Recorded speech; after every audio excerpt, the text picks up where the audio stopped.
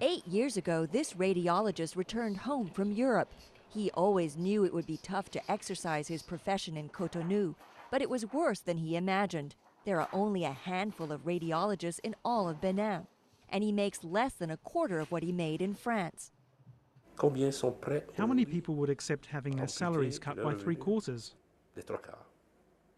And you? Do you regret having done it? Sometimes I do, believe me, I do. But I've invested so much, it's impossible to go back.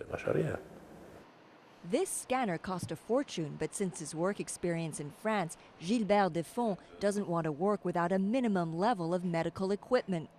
And that's another problem that doctors face here. They can't get the machines they feel they need to do their job properly. The head of this emergency ward started his career in France, and he returns there every summer for holiday replacements. In 1 month, he earns as much as in 2 years here and a break from the harsh realities at home. Nothing is worse for a doctor than watching a patient die who could have been saved. All it would take is organisation, equipment and drugs. The health ministry says it's aware of the problem.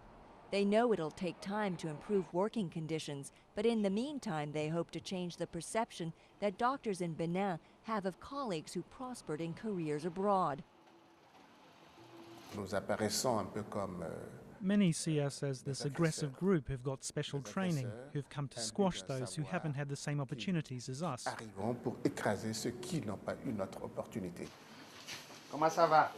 For the African doctors who give up the money, the ease and the prestige of work in the West, it's a greater calling that brings them home. I saw immediately that I had to return to my country because we were so few. If everybody stayed in France, who would come here to perform surgery? Paris has provided several millions of dollars to make the Benin health sector more attractive for qualified doctors. More than nothing, but hardly enough to stem the brain drain that is undermining medical care in many developing countries.